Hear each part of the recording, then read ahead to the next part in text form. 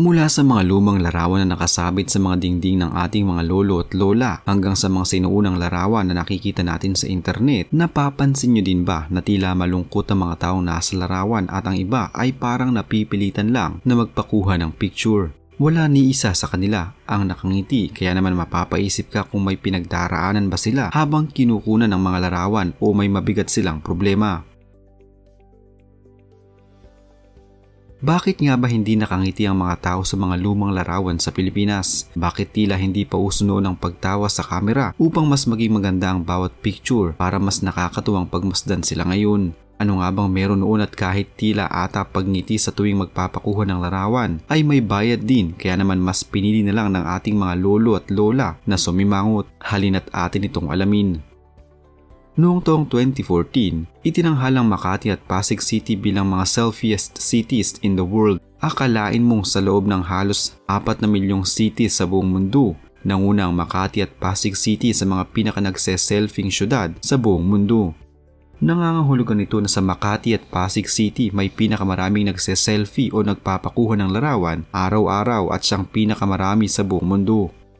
Hindi may kakaila kung gaano kahilig ang mga Pilipino pagdating sa pagpapakuha ng larawan. Ang tiyak sa bawat larawang ito ay ang ngiti ng mga taong nasa larawan na walang katumbas na anumang kasiyahang maibibigay ng kahit anong bagay. Sa panahon ngayon ay isang tila pagngiti na lamang ang libre, kaya naman ang ilan ay sinusulit nila ang ngumiti sa tuwing sila ay magpapakuha ng larawan. Napag-uusapan din lang naman natin ang mga libre at hindi libre. Sa tingin nyo ba ay may bayad ang pagngiti sa tuwing magpapakuha ng larawan noong unang panahon sa Pilipinas? Bakit nga kaya hindi sila ngumingiti noon? Marami ang nagsasabi na dahil umano sa noong unang panahon, ang mga ngipin ng mga Pilipino ay hindi magaganda at hindi kaputian.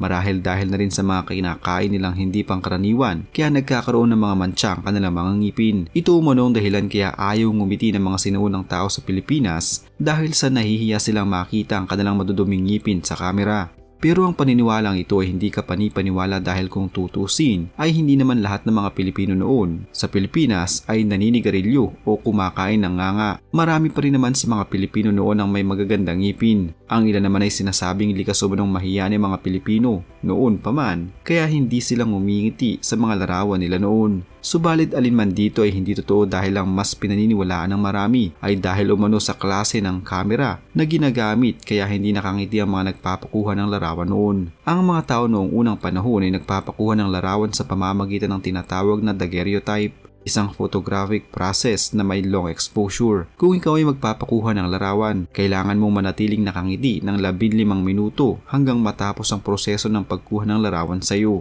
Ngayon mo sabihin kung bakit napakahirap para sa mga sinaunang Pilipino noon na ngumiti sa harap ng kamera sa mga lumang larawan. Kahit naman ata sinong taong magpapakuha ng larawan ay hindi tatagal ng 15 minuto nang nakangiti lamang habang hinihintay na matapos ang kanilang larawan. Noong panahong ding iyon, ang prosesong ito ay mas mura kumpara sa pagpapapainting o sketch. Wala pa din gaanong kamera ang nauuso noong panahong iyon.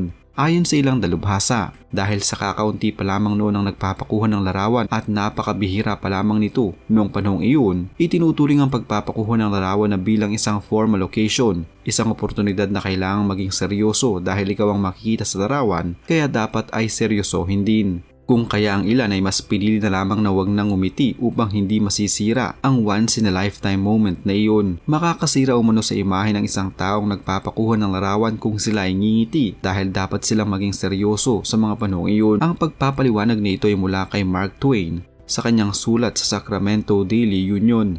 Inimbento ni Louis Jacques Mande Daguerre ang proseso ng daguerreotype sa France. Ang imbensyon ay inihayag sa publiko noong 19 ng Agosto 1839 sa isang pulong ng French Academy of Sciences sa Paris. Noong mga una itong lumabas, umaabot na hanggang 1 oras na bawal gumalaw ang isang taong nagpapakuha ng larawan dahil bawat bagay na gagalaw sa frame ay hindi magiging maganda ang kakalabasan sa larawan at ang ilan ay magiging malabo. Kaya naman mas pinipili na lamang ng ilang magpapakuha ng larawan na sa umpisa pa lamang ay hanapin na nila ang kanilang pinakamaayos at pinakakomportableng anggulo. Subalit ang mga modelong nakarating sa Pilipinas ay medyo iba na, kaya naman nasa 15 minuto na lamang ang paghihintay. Ang daguerreotype ay malawakang ginagamit noong 1840s at 1850s. Nang maimbento ang daguerreotypes, ilang taon lamang ay agad din itong nakarating sa Pilipinas. Kaya naman isa ang ating bansa sa dalawa lamang na mga bansa sa Asia noon ang unang nagkaroon ng ganito. Kung sa panahon ngayon ay kahit nasa ang sulok ka man ng bahay, kahit ano man ang iyong posisyon ay maaari kang makapagpakuha ng picture sa kahit anong anggulo mong gugustuhin. Hindi tulad noon na pati ang pagpapakuha ng larawan ay may tuturing ding sakripisyo at pagtsatsaga. Kung nais mo ding makatipid ay dapat na mas piliin mo ang proseso ng pagpapakuha ng larawang ito.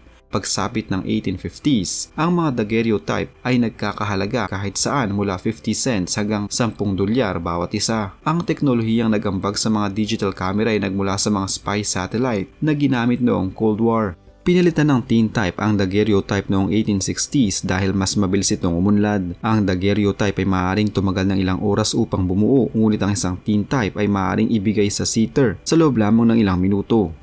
Ang pinaniniwalaang unang taong ngumiti sa larawan ay nagngangalang Willie. Nakatingin si Willie sa isang bagay na nakakatuwa sa kanyang kanan at ang litrato ay nakuhanan lamang ng isang pahiwatig ng isang ngiti mula sa kanya ang unang naitala.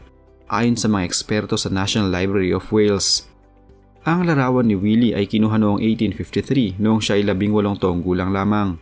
Habang ang unang litrato sa mundo na ginawa sa isang kamera ay kinuha noong 1826 ni Joseph Nicephore Niepce. Ang larawang ito na pinamagatang View from the Window at Legras ay sinasabing ang pinakaunang nakaligtas na litrato sa mundo at ang pinakamaagang matagumpay na litrato sa mundo ay kinuna ng Pranses na imbentor na si Joseph Nicephore Niepce noong 1826. Dahil dito, si Joseph ay tinuturing na unang photographer sa mundo at ang tunay na imbentor ng photography tulad ng alam natin ngayon.